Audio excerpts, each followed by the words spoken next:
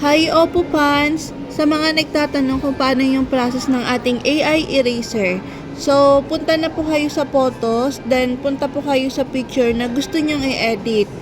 And click nyo po yan, and then click nyo ulit yung edit. And punta po kayo dito sa ating AI editor. So, dito meron siyang AI eraser, click nyo po yan.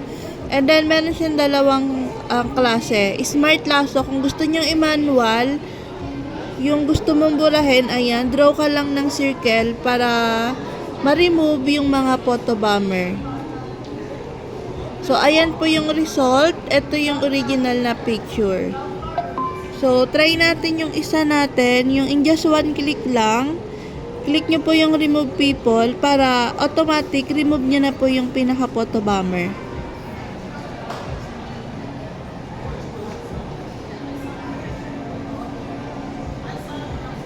Ayan po ang ating pinaka-result.